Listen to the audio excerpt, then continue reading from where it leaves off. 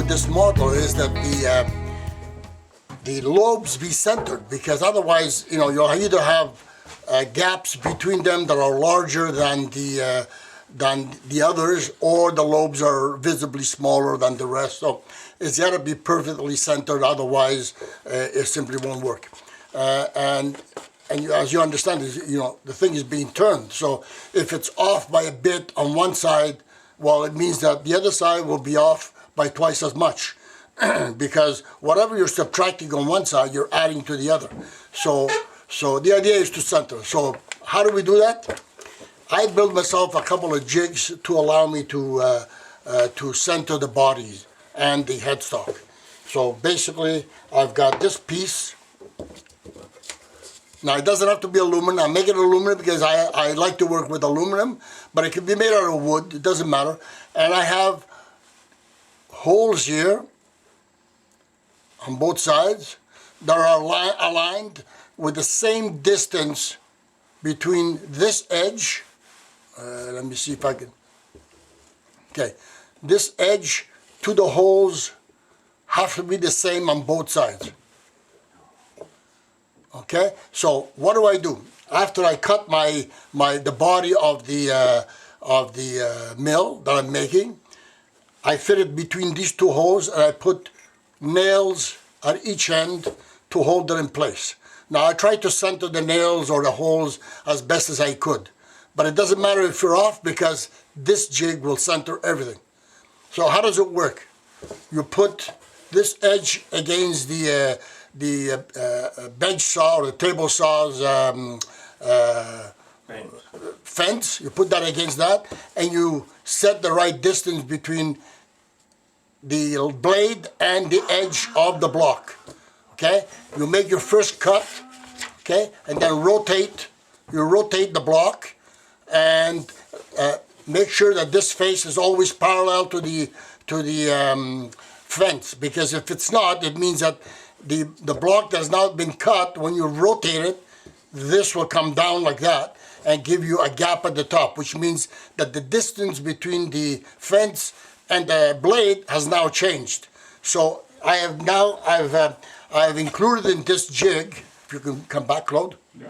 I've included this jig, this screw that allows me to raise or lower this part so that it becomes parallel, or if you like, parallel to the base of the saw, or straight with the fence. So that gives you that setup. Now, as you do the cut, you verify the size of the edge of your block, and you continue doing that until you have the dimension that you want. In my case, it turns out to be, if you look at the drawing here,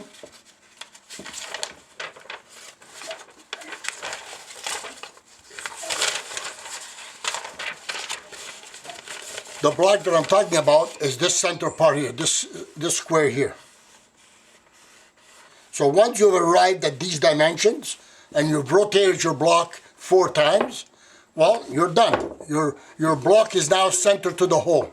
Okay, and you do exactly the same thing with the handle or the pommel, if you like, but instead of using this piece, I've made this part here. Okay, and again, this is the handle goes in here. Okay, and it's fully drilled already, and this is the bolt that adjusts the height of this piece to keep it parallel to the fence. And basically, here's the piece that would go in here, and you make your cut. Now my aluminum, or I should not aluminum, sorry, the darker wood, in this case walnut, is glued onto each side to give me the pommel blobes that I need to have. Okay, so what I've done here is I've drilled it already for the sake of saving time. I've drilled it so that it matches the required hole that is required by the drawing, okay, which is basically this hole here, okay, and that is 7/8 of an inch. So this part here is made 7/8 of an inch to accept that, and then you use this same procedure. Use the same procedure to make your four sides the same, and both the body and the head should have the same dimensions. Okay. Damiano, Yeah. if you've already got the center, why do you have to cut the block perfectly square? Why don't you just rough it round? You've got the center points. Yes, but I have to still glue the. I have to glue the pieces here, the so-called highlighting pieces. So if I'm making, let's say, what do you call it, a pepper mill, normally I would make the body of the pepper mill, let's say, walnut, and the accent lobes in maple. If when I'm doing a mill for salt, then I'll do the reverse. The body will be maple, and the highlighting would be walnut, which is the case. Okay. So it's only because you're gluing pieces onto it that you have to do this. Exactly, because if you don't have, yeah, understood. And then once you've got that done, it doesn't matter whether the pieces that you're gluing are bigger or small or whatever, as long as you have the minimum required size, which is about close to 0.3 or so inches. Okay, so once all that work is done, then this part here, these four pieces, can get glued on, and so long as you respect the size that you want, it doesn't matter, because in the end, when you start turning, everything gets turned relative to the hole that you have. Everybody got that? Got it. Okay, now, once this part is made, there's one other thing that I'm missing. Okay, this has been cut, but now I need to find the center. Okay, so prior to gluing these, I made another jig that goes into the lathe, okay, that basically, this goes in, and once this is done, it's a snug fit, and then I find the tailstock and make my center mark, okay. All this is so that I can then turn the whole mill simultaneously with the rest of the body, okay? Okay, now this is basically the body, which is the area. This is the area where it phases out, the lobes phase out, and this is the area where the lobes are part of the bottom. Okay, in the end, what's going to happen is that you're going to have a gap right over here on each corner, so that all the lobes are sort of separated. And this is why it's important that the center be accurate, so that the four lobes are the same size. So, you know what they say, if you want something to be correct, try to aim for perfection, and if you miss, well, you'll be off maybe by a few percent. Okay? Now my first exercise, or say my first project, is going to be to turn this thing around. Okay, I don't care about this part here. Actually, I do care, but they have to be turned around before I can drill the holes. So basically, I'll be drilling the holes here on this side, and then I will combine both together to turn the whole thing together. Okay? Now, the reason why I want to turn these round right away is because I need to be able to chuck it so that I can start drilling the holes. And since my centers are already located, I'll be using it between centers, and that means that everything else around it will be centered. Okay? Now, I don't care about the dimension right now as I turn it around. What I'm interested in is that it turns round. Okay? And I will try to finish the two ends, the two opposite ends, so that it's ready to go. In other words, I will not come back to them afterwards. Okay. Better.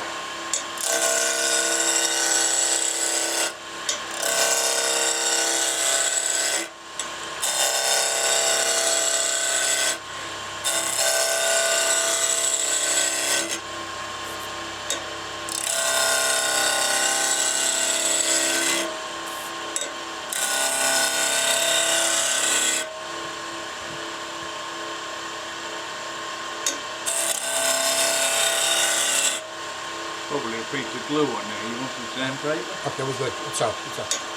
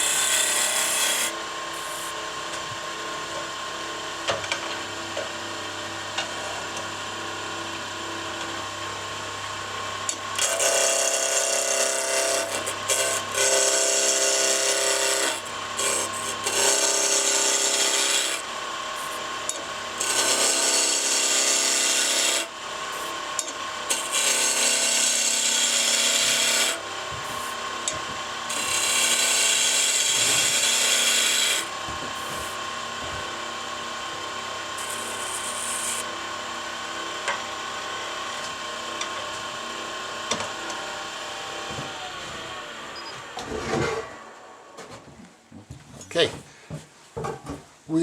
we're turned this around. Now we'll start drilling the holes. Okay, okay. 450. 450 is good.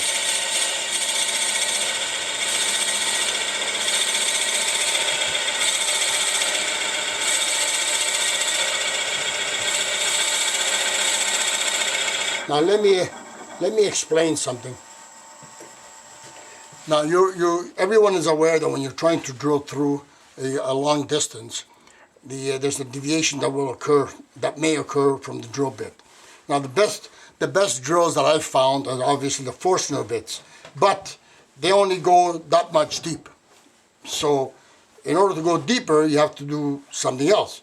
But what I do is that if you continue the hole using a spade drill, then the spade drill will definitely deviate off center. So to do that, what I do is I eliminate the center part by drilling through with a 3/8 inch hole. So what happens is the hole that's been started by the Forstner bit, which is basically pretty well truly aligned, it just continued so it will keep the spade drill following the edge of the cut rather than the center, and that goes right through. So when you rotate it to do the same thing, they'll meet somewhere in the middle, and I've had results that are as good as maybe 1/32, maybe 1/64 of an inch off center, which has been excellent. So I thought I'd share that with you guys with you.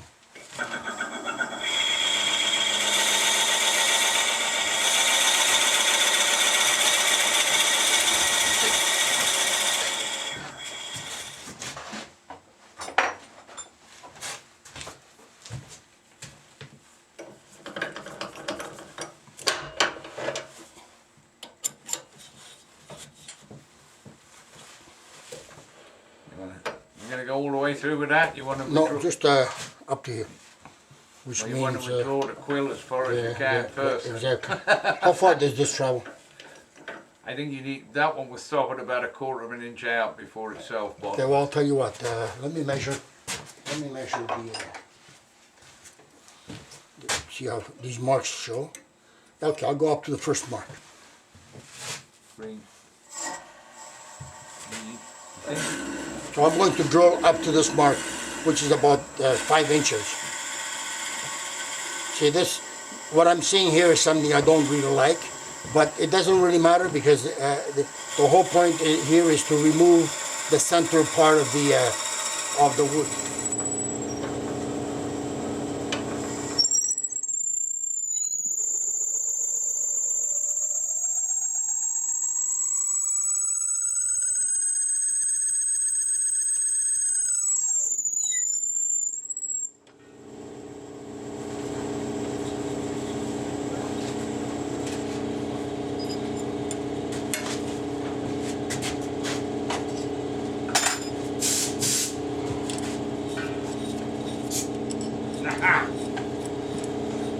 Watch Yeah, go yourself. for it. Okay.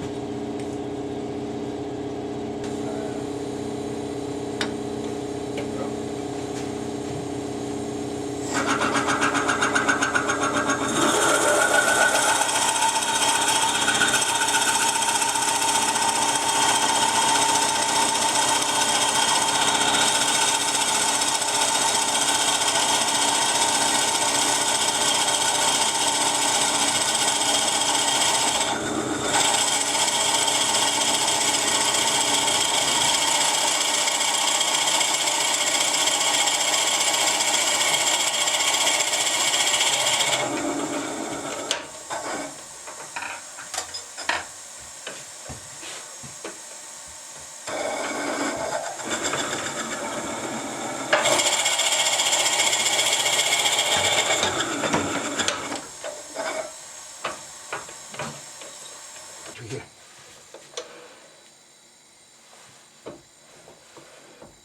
Yeah, but if I would bring the quill all the way back before you start drilling. Yes, thank you. Of course.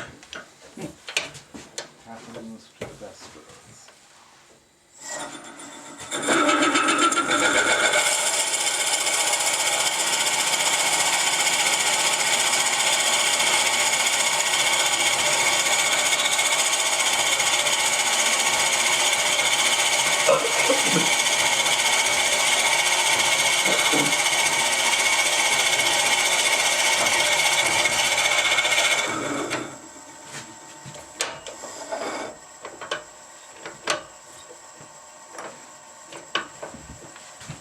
Okay, where's the air hose? Right there. I couldn't get it any closer to you.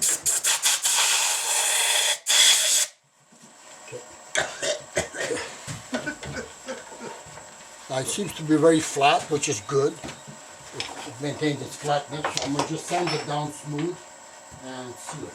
I'm going to verify to see how this piece goes in. This should go in, When it stopped, yes. just go in just see, tight. Excellent. By being tight means I have room for sanding and making it fit just right, okay? This is great. Okay. So I will now make sure this is flat, polished, or I should say sealed and then polished. And then I will sand this to a point where this just barely slides in. Okay. Maybe, what, the tail stop, Cam?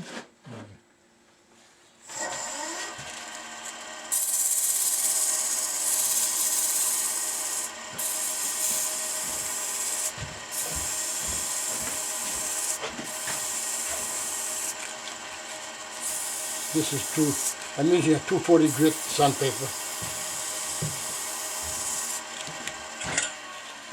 Now let me verify. Where's my block? Where's my, I had my piece. Here it is. Oh, thank you. I was walking around holding it saying, what a lovely finish. Yeah, it's good. So we're good.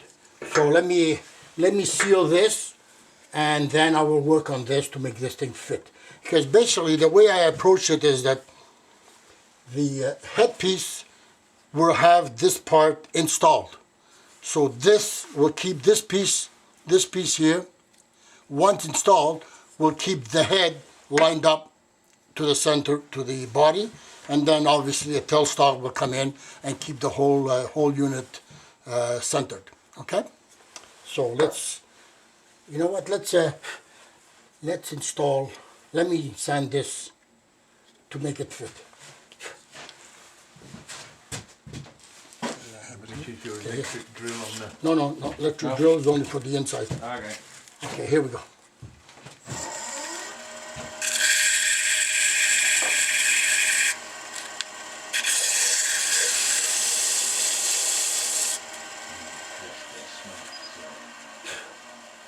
I'll be stopping often to make sure this thing fits right.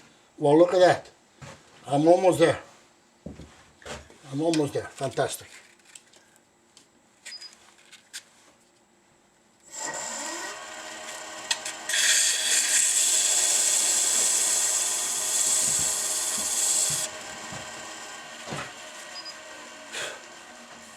It's important that this fit is just right, so that it doesn't, there we go.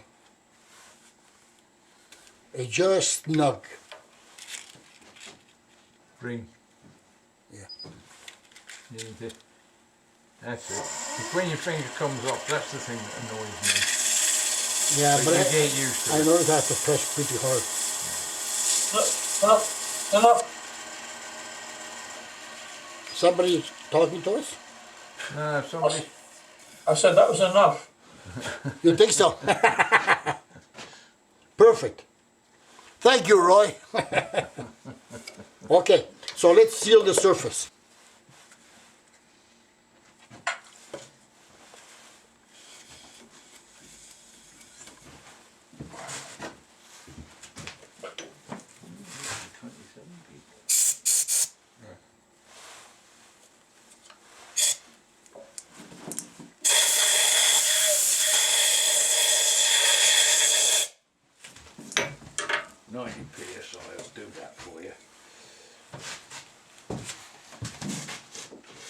I want to make sure that this is there.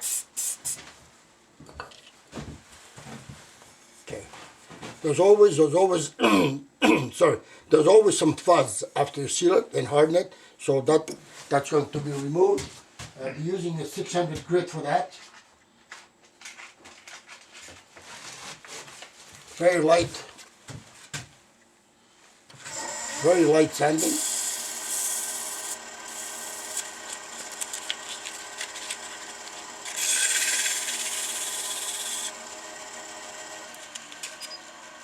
Make sure that this is still okay. Very good. Okay, this is done. Now, this is very smooth now. I want to give it one last coat. One last coat, very quick, while it's turning. And that should do it for that surface.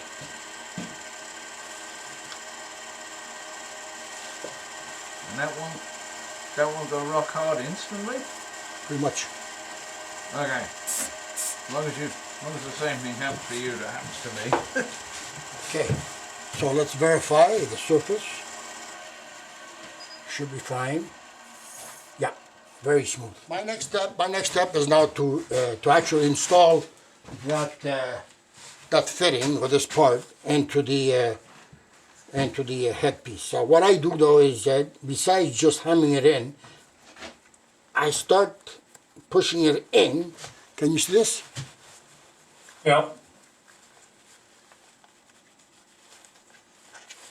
Okay, I push it in right up to here. Okay, then normally what I would do, I won't do it with this demo because it just takes time. Normally what I would do, I would prepare some 5-minute epoxy, and I would put some epoxy all around here, and then hammer it in place. Okay, today I will not do that. That's what C8 glue's for.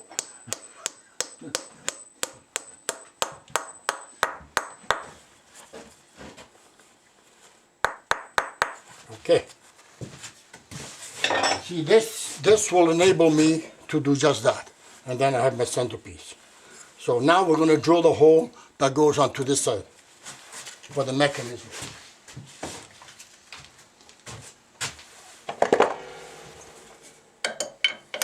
So we have to go through the whole recentering thing again. Yeah, yeah. Oh dear. Oh joy, oh bliss. What can you do? No, leave it. I will need it. I will need it. The chuck right away. Yeah. Yeah, but No, I'll use this to the center. yeah, but wait a minute. I use the tool rest to center. Bring up your tails block, is it? Well, that's what I did last time, but it didn't do any good. Yeah, but we Well, remember. maybe because it was off. Yeah, it was off. And you've got a bigger pinhole in the middle of your. That's why I went to a big point chop. A big point. Okay, center. okay. Let's see what happens now. Let's take this out. Yeah. I'm gonna do a very slow speed. You're gonna hit Oh, yeah. the yellow button. Yeah, okay. Accepted, yeah. I love it. That's the way it should have been. Okay, let's shut it off and tighten this baby here.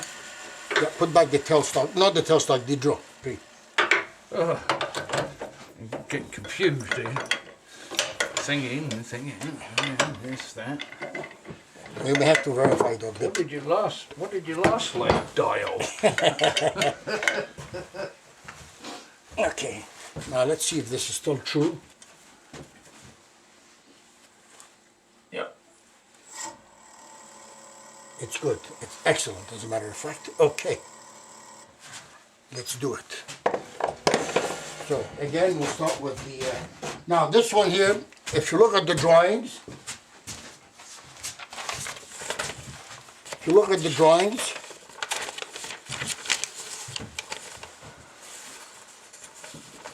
now this part here is 1 3/4. This part here is 1 1/2, and the rest is 1 inch all the way through. So what I will do, I will drill the 1 3/4 first, but only about a 1/4 inch deep. The reason is that drilling that much material at one time puts a strain on everything. The chuck, the Forstner bit. It's just a lot of material to remove. So what I do is I go a 1/4 inch then I do 1.5 inch, another 1/4 inch, and then I do the 1 inch all the way.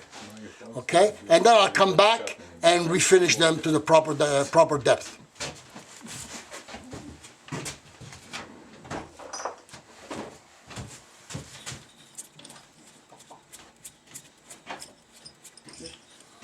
You got a diamond cut? No. Just polish there.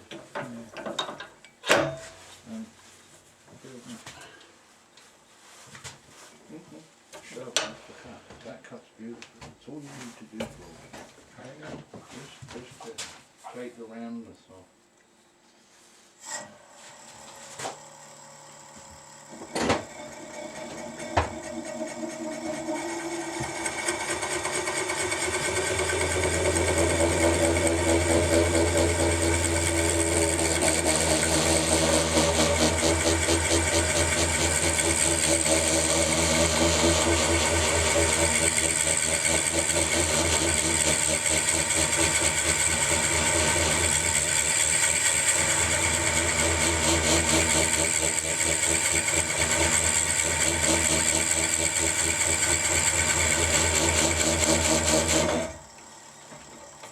In my experience, they will cut better at 500. You think so? Yeah. Okay, give it a shot. I want to have a cleaner cut. It's on? Yeah.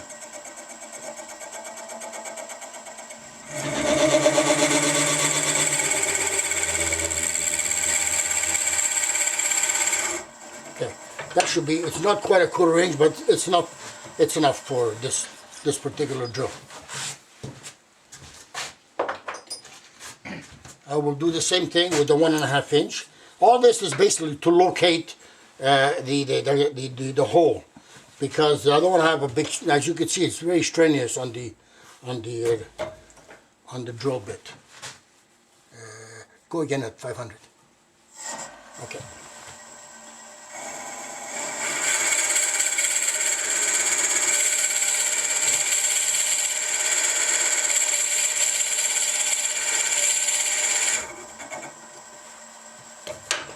No wonder it doesn't cut.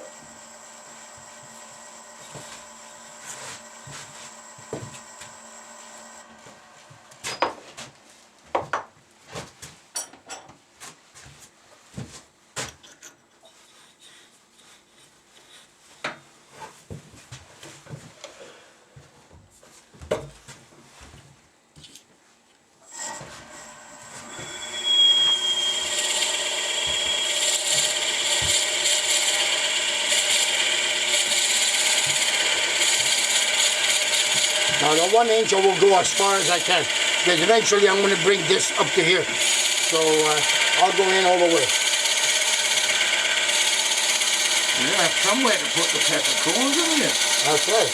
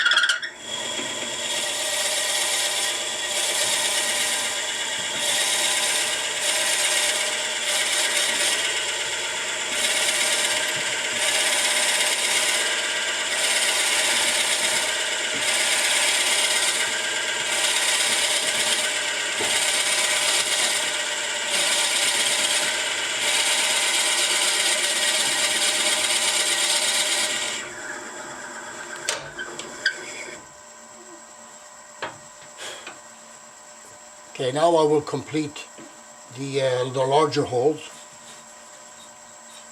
Oh, it got hot. Yeah, the Very hot. friction does that. In reverse.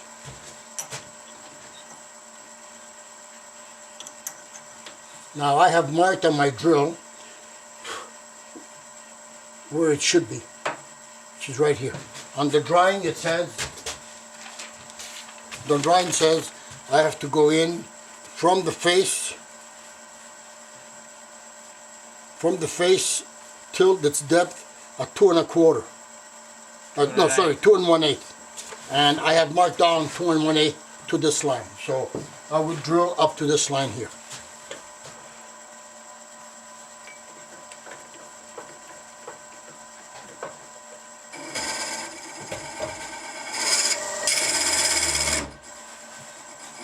Yeah, just so.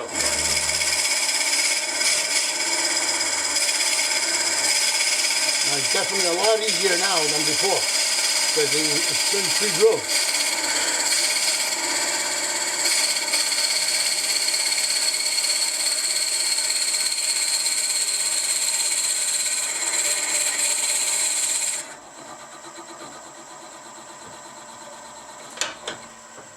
Okay, I've noticed something. I may have to, let's see.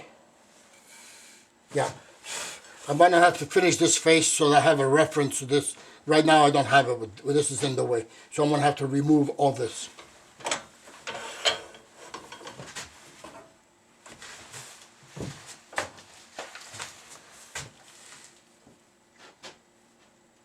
You want what, 2 grand? No, not too long. This is good.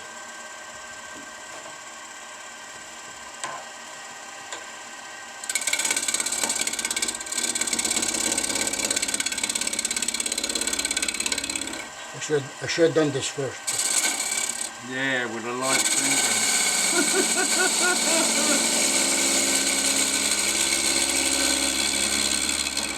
That's okay. If you're gentle, you'll do.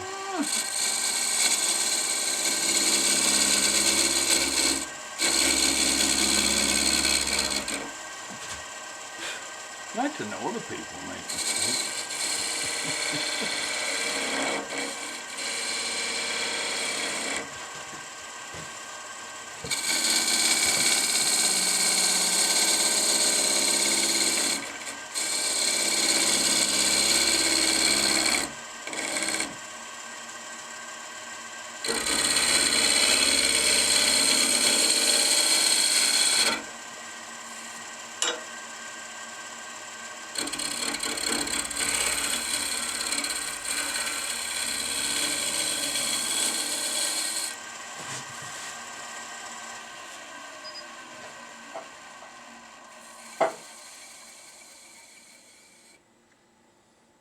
Perfect. Okay, let me sand this down and seal it, and that'll be it for that edge. This is Are 240. you finished with the drill? No, no. Well, I'm still You know not what, gonna- you know what? I'm still not gonna let you Yeah, have you know it. what? Now, you know what? Let me finish drilling. It doesn't change anything. It doesn't change anything. Yeah, I'll finish the drill. I'm not letting you get your hand in front of that drill. One jerk back and Okay, now we can see the reference.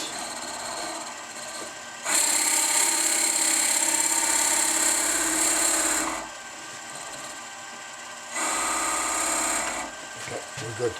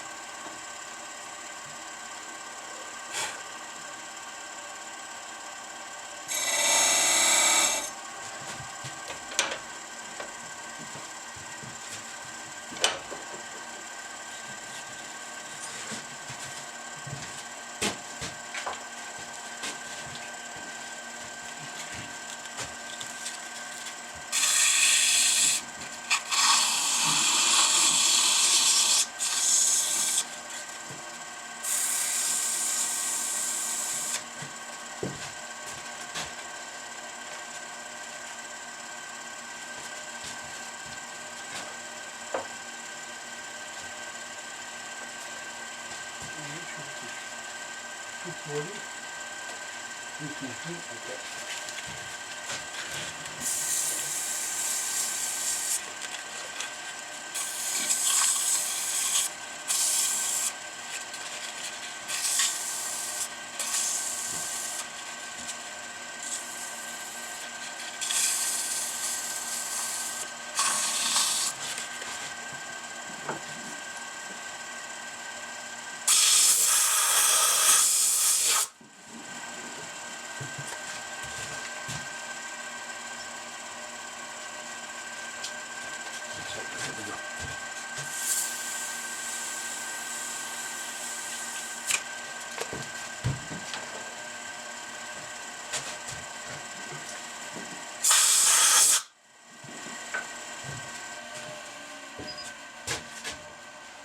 Nigel's favourite product.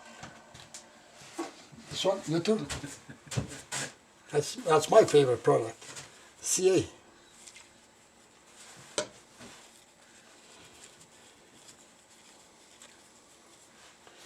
Before I do that, hold on a second. Sign it.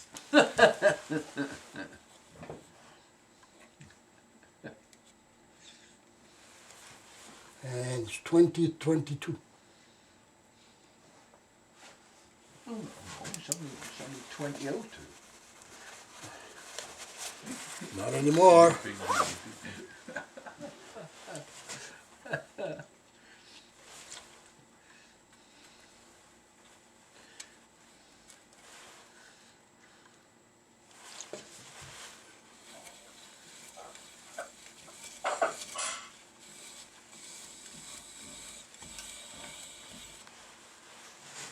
All right, this is not bad. Let's,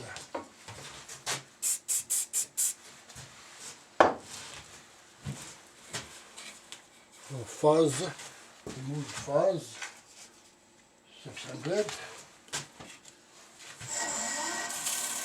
a good thing they write on the back of all of those, isn't it? Huh? It's a good thing they write on the back of all of those. Yeah, otherwise you know, lose track. like, Oh, yeah, of course.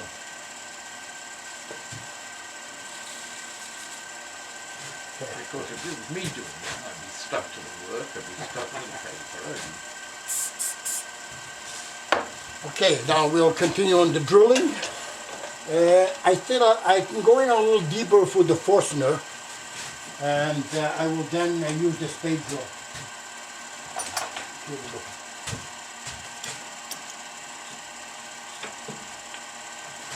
If you want, you'd have to.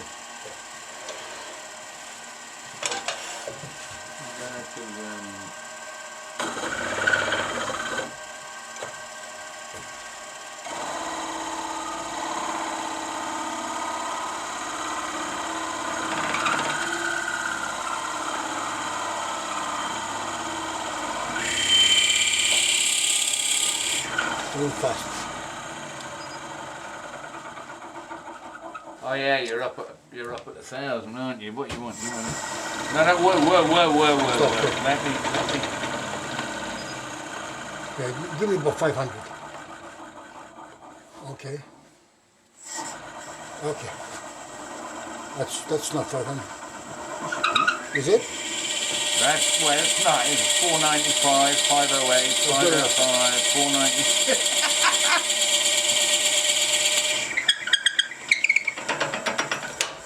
That chuck is good enough that if you want, you can bring the Forstner bit out a bit and No, I went there. So, next step is to go through.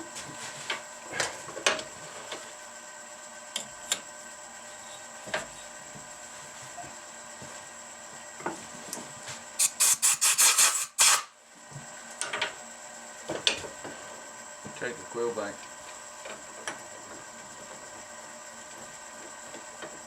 Because it's only got 3 inches of travel on it. So.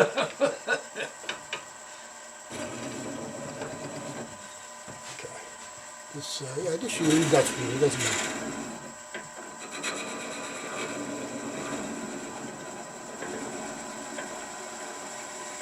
It's through. It's right through. Is it through?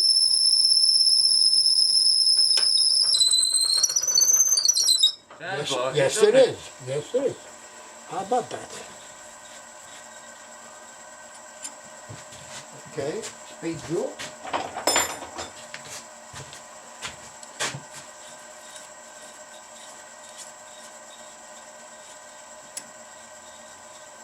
That's the annoying thing about self-tightening chucks, that the bit has to go around with the jaws.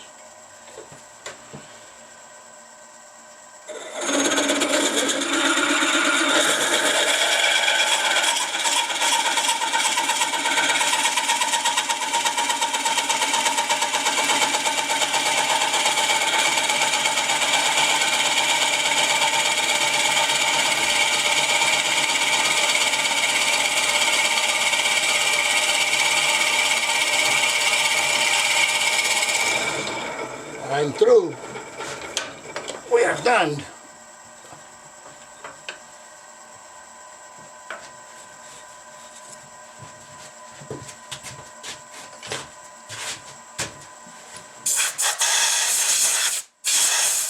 Yep, you're Now definitely through. this is the technical part is now over. Now the fun begins. So I've made myself, as you can see, a plug that goes into here with the center, and now we will hold both parts using the tailstock, and we'll be able to now to complete the whole assembly. Okay.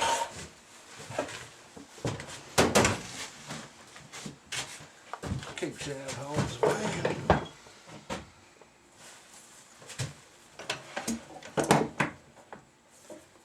See, Highlights.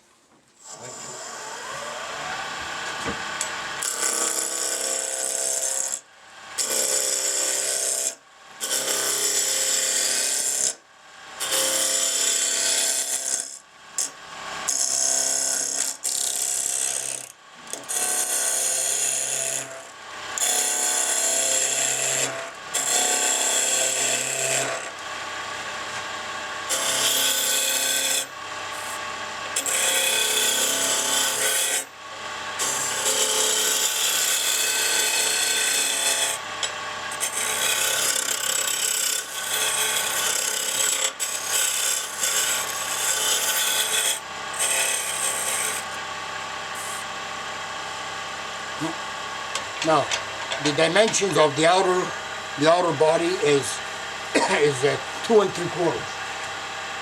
Check this out. Yeah. 2.75. So 2 3/4, and it goes all the way through. So we will finish this part and that part at 2 3/4.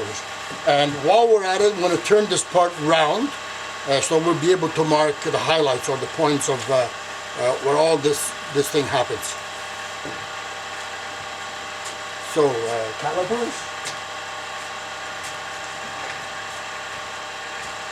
So I set my calipers at 2 3/4, and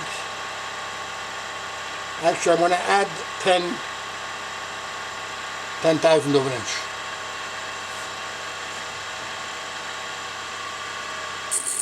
Almost there. So we are not far.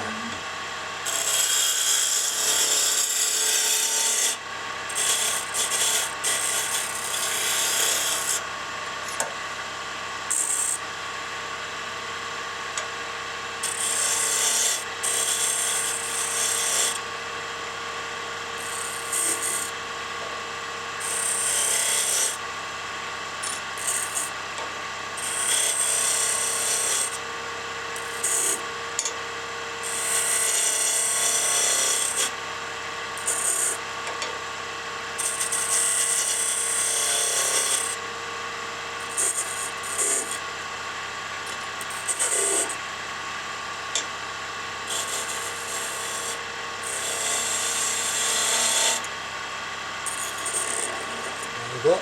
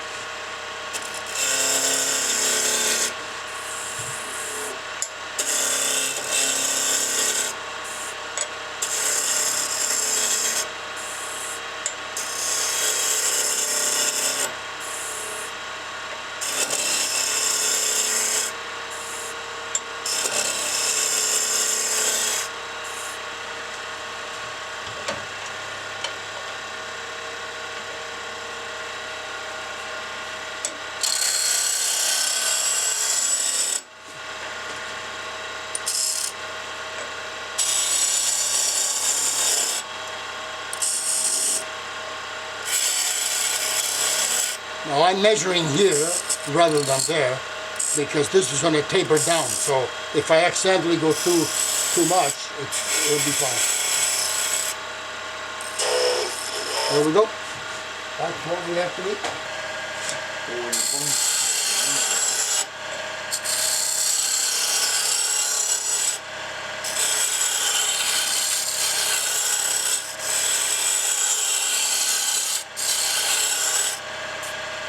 All right. So now we're going to mark the pattern, or at least the part that I have to determine.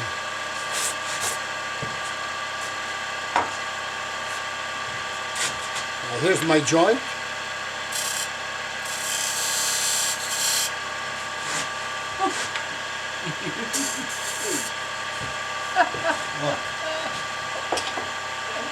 I made myself a guide, so I don't have to keep measuring all the time. So, and I have a little pin here, a little pin that goes into that slot that I just made, so I cannot, so that my thing doesn't move. So.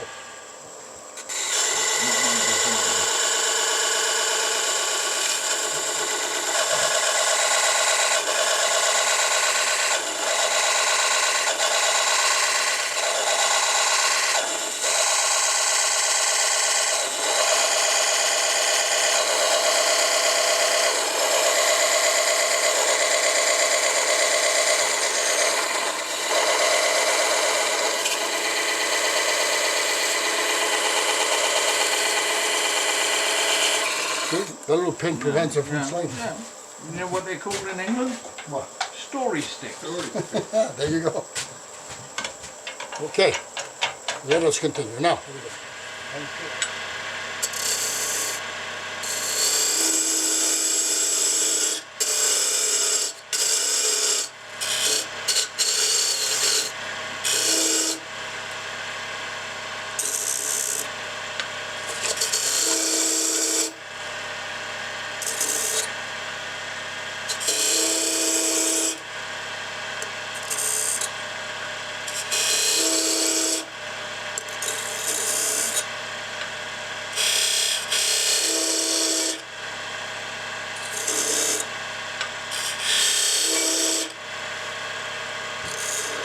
Perfect. Okay,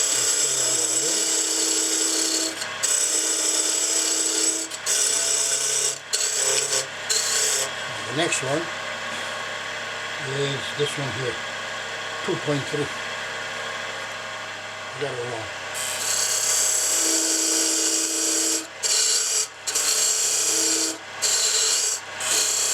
This is 2.33. This is 2.3.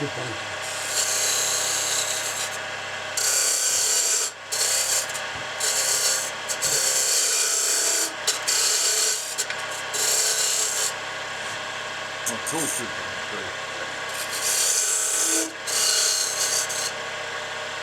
Right, okay, done. The first one I never know. It's supposed to be 2.3, which is the top one here, this lobe here. Yeah.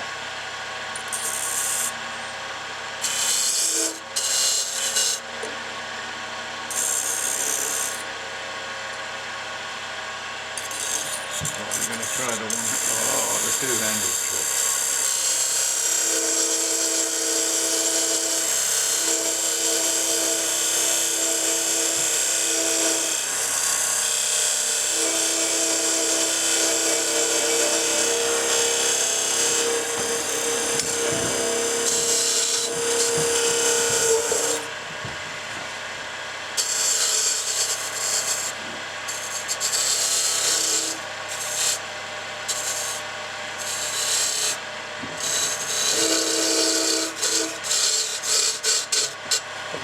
Okay. The top one here, the first one. Ah, perfect. Thank you. This one would be. Okay, the actual joint is a 2.053. The joint itself. That means okay. where I am. Yep, gotcha. 2.0.053. Yeah.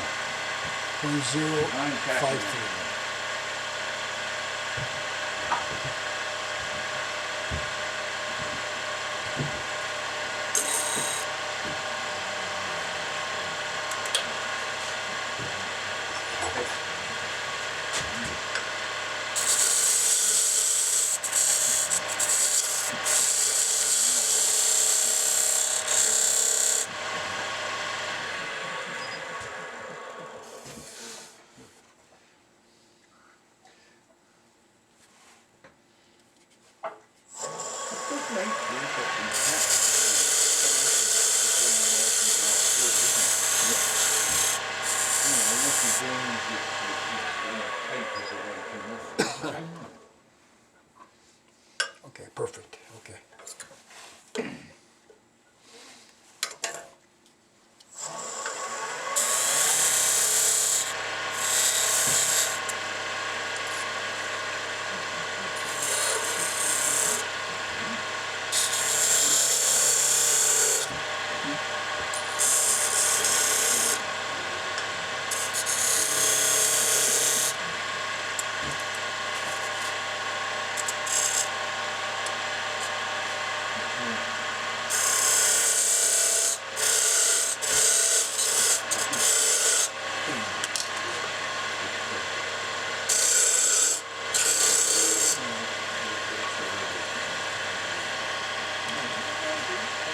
This one will be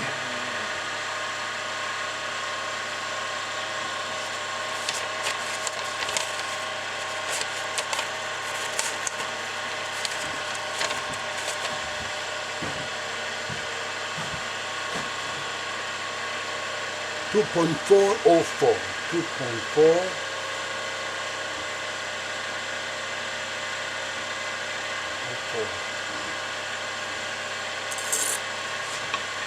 Once this is done, so once all these marks are done, the rest is down here. Yeah, you just join the dots. Exactly.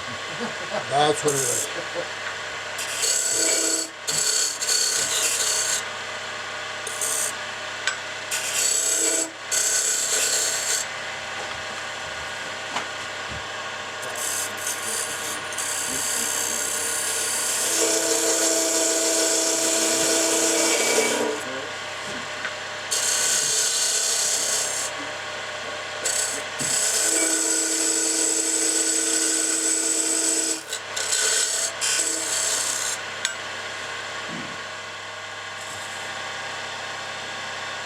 Yeah.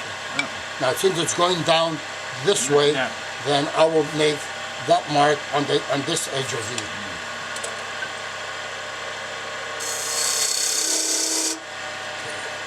I have it right. You sneak. 5, 7. Why? Using the tool at the slight angle to the front.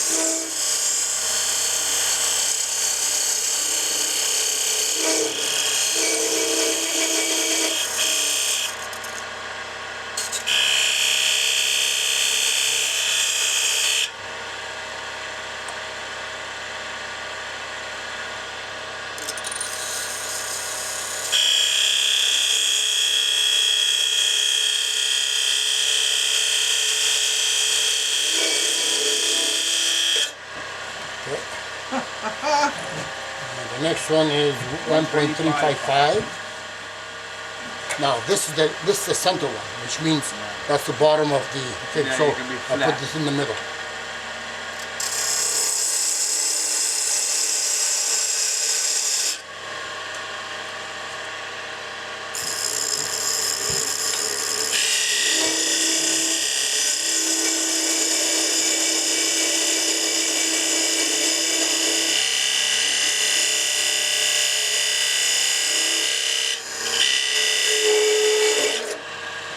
She's cut.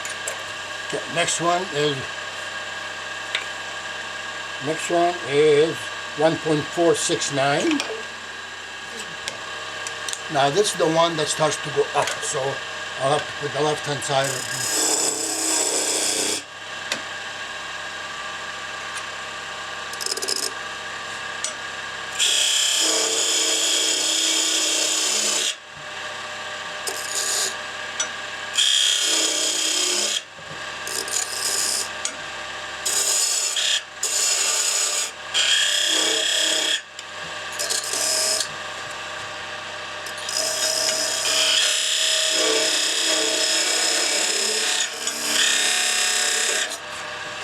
that's done. And finally, 1.968.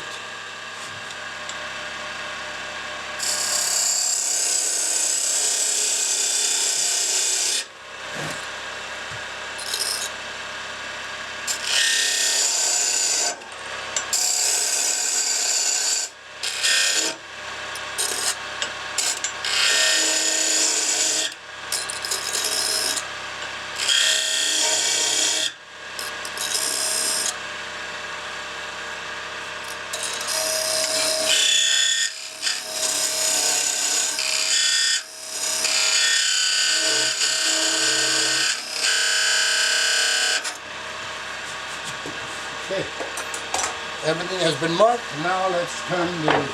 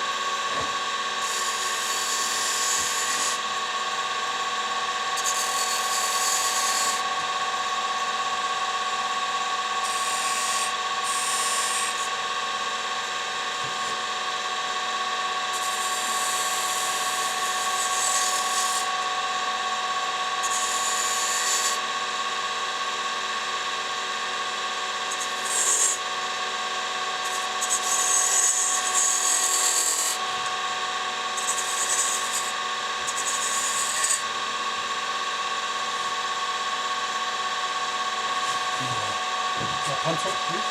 Pencil. I want to mark the center of this so that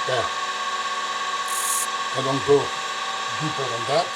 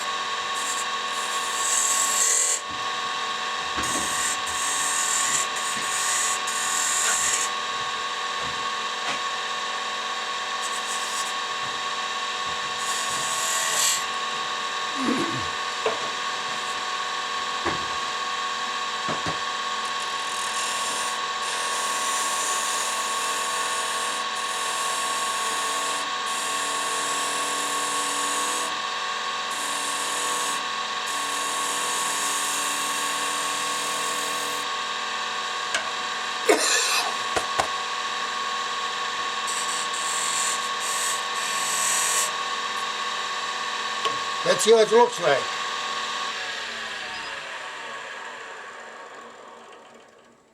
Ah, not so bad. Okay, so from here I go there. Okay.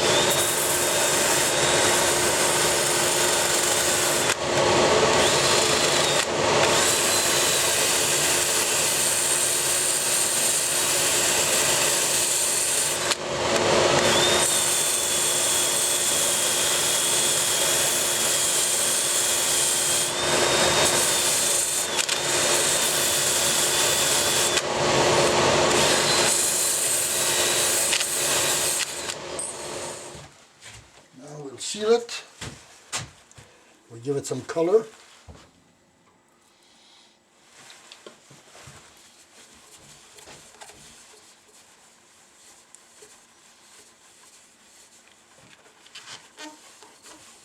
Amazed that the CA doesn't just.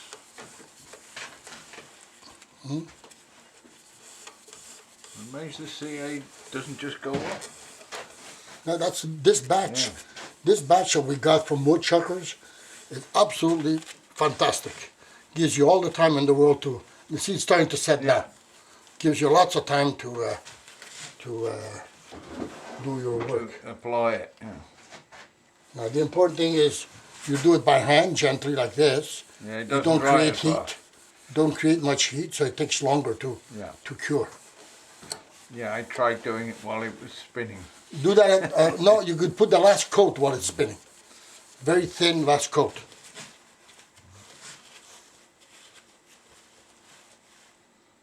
I must admit, it's a completely different way of sealing.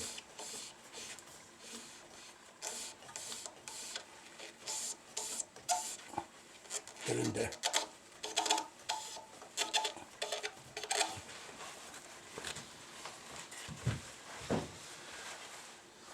It's starting to react. How do you know? It's starting to burn your eyes and your nose. Yeah, love the smell of CA. You're serious? Oh yeah, love it.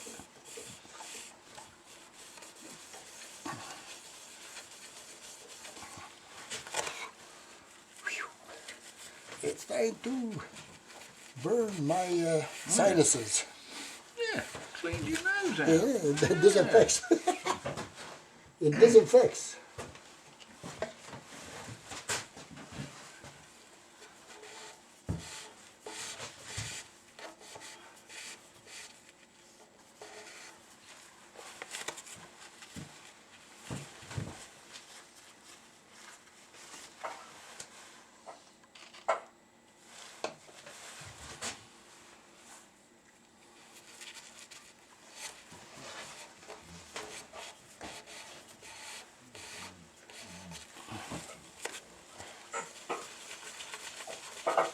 Okay, now that it's sealed, I just give it a little coat of not coat, a little sand of 600 grit, and then I'll give it one final coat of CA using a strip of this paper towel. Okay, so turn it, please. Yeah, even 1700, doesn't matter. Okay. Now you see, touch it, rough. Well, of course it's rough. Yeah. The CA will have swelled Okay, it. where's the 600? Here we go. 600, here we go. Okay. Yeah, I'll do it by hand. This is installed, by the way, not that makes any difference.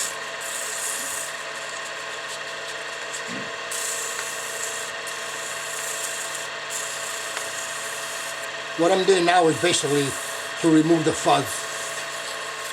You stood the fibre.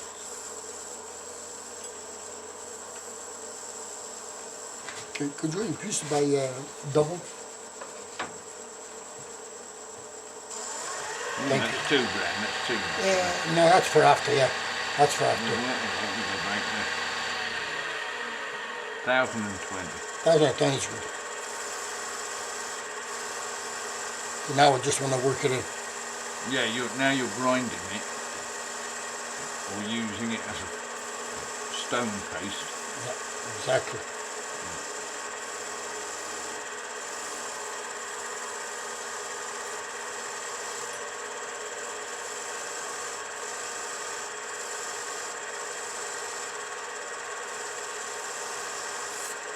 Okay, now let's give it some heat. Bring it up to 2,000, 2,500, whatever you can. Well, Not 2,500 would be good. No, wait a minute. Okay, good. 424 is good. Yeah, very good.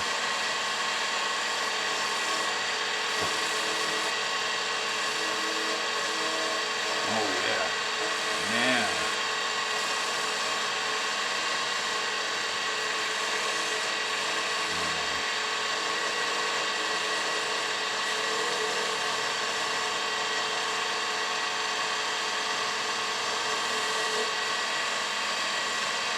Okay.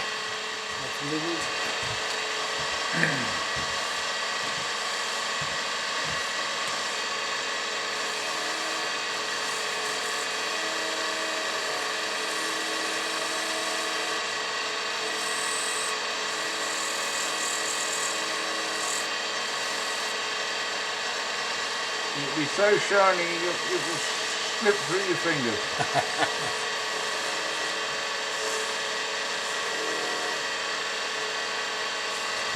Okay, now we have to separate it.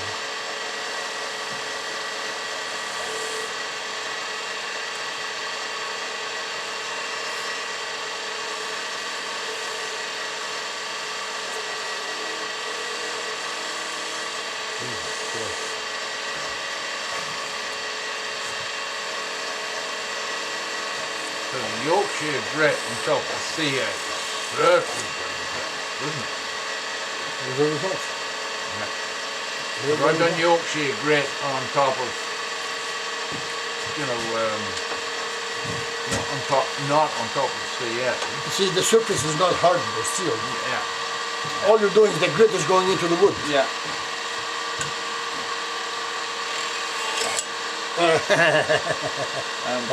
Reverse.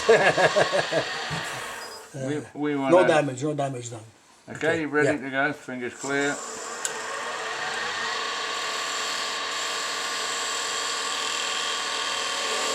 And now I need to reduce the speed to about 700, in that range. Yeah. Right. Oh, it's on? It'll turn on automatic? Oh yeah, you Great. want? I guess it's finished, so I don't want to... Yeah, you don't want to make a mistake.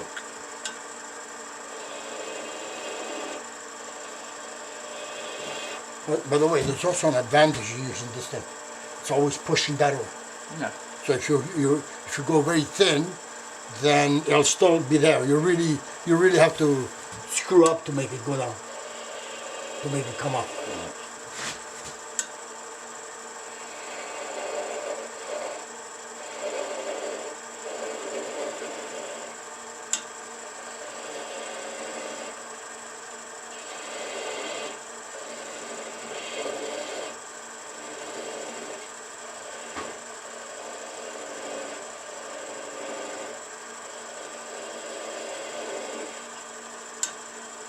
Do you have a Japanese saw? What do you call it? How many do you need? Very fine tooth. Yeah, it would be good. Use a hacksaw blade. Well, this is good. This is much finer. Okay, shut her off. Open this up. Take this out of the way. God, look at the difference. Huh? Look at the difference. Got it? So basically, I just have to remove this. That's like freaking glass. Look at me.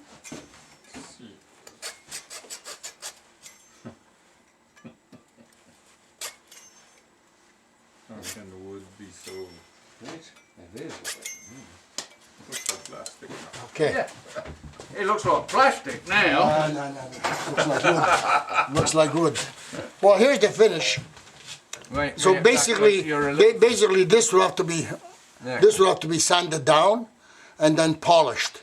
And I do this on the what you call the what is it, fine grid that goes up to 12,000. What is that called? Fine mesh. Yeah. The fine mesh. So from here on, macro mesh. That's it. So from here on, what I will do here is I will sand it down using 400 grit, or maybe 320, depending on how much it removes, how fast. And then once that's done, finish it to 600 by hand. Okay, by simply doing a rotation motion on the micro mesh, and then keep bringing it up to 12,000. You get the same shine as you did here, there, and then you give it a nice seal and try it and do it again on 12,000. So the idea is come back with this seal, with this finish after you've done the work here. Okay, so that's done. This goes into position. I squeeze the two ends. You know, You're not in front of the camera. Okay, where am I? Yeah. You went the overhead. There you Okay, go.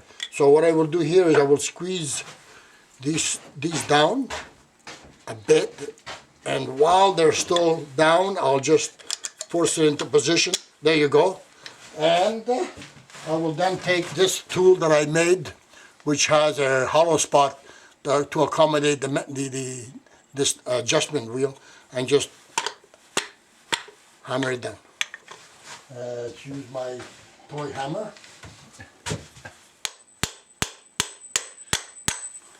There we go. And where's the head? And voila.